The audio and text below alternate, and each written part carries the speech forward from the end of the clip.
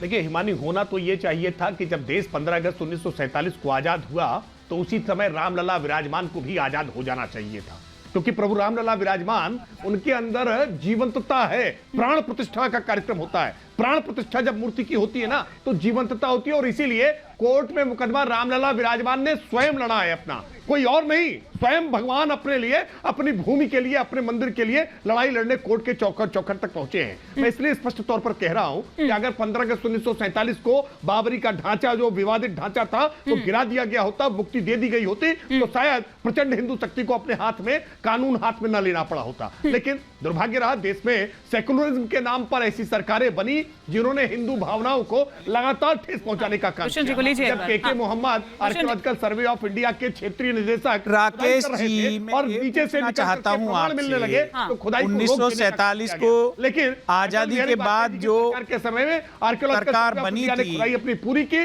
और पूरे साक्ष्य जुटाए, और उन्हीं साक्ष्यों की बुनियाद पर यह फैसला आया। लेकिन मैं जानता हूं जैसे जैसे प्राण प्रतिष्ठा का कार्यक्रम और नजदीक आता जाएगा, पेट में दर्द और बढ़ता जाएगा। मैं फिर कह रहा हूं राकेश जी, आप लगातार इस बात को उठा रहे हैं कि 1947 में आइए प्रभु राम का दर्शन करिए, मत्था टेक दीजिए, अपना अहंकार छोड़ दीजिए, आपके निर्माण का रास्ता खोला जाना चाहिए था। मैं भी आपकी बात से सहमत हूं, छोड़ना नहीं चाहते, मैं भी पूर्णतः सहमत रहेंगे, चिल्लाते रहेंगे। मंदिर बनना चाहिए था 1947 में ही, कितना भी, लेकिन श्यामा प्रसाद मुखर्जी साहब भी उस कैबिनेट में बिल्कुल ठीक मौजूद थे, उन्होंने भी कोई प्रयास नहीं किया।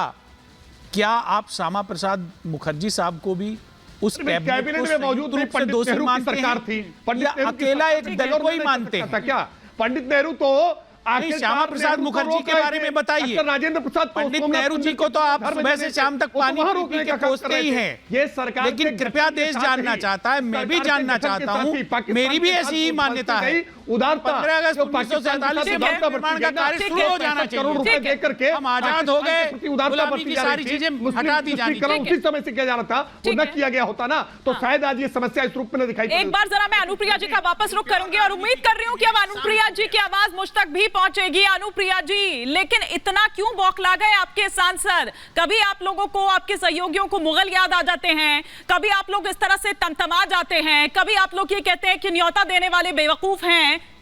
ये क्या हो रहा है? इस तरह से कल्याण होगा आपका 24 में? हिमानी जी, अब मेरी आवाज आ रही है आपको? जी जी बिल्कुल आ रही है। चलिए मैं आपके रिपोर्ट्स के कुछ लाइनों से मैं शुरुआत करूंगी। आपने अपने रिपोर्ट्स में कहा कि बीजेपी के राम मंदिर के काट में तेजस्वी ने बेरोजगारी का कार्ड खेला। कितना शर्म की बात है, मतलब कि अब प्रभु श्री राम के नाम पे कार्ड खेलना बेरोजगारी। देश का चुनाव जो होना है हिमानी जी, निश्चित तौर पे वो मुद्दे पे होगी। प्रभु श्री राम के मंदिर के बारे में अगर बात करें तो हम जितने सनातनी हैं, जितने हिंदू हैं, मुझे लगता है यहाँ बैठे जितने भी हिंदू, मैं भी हिंदू, मैं भी सनाती हूँ।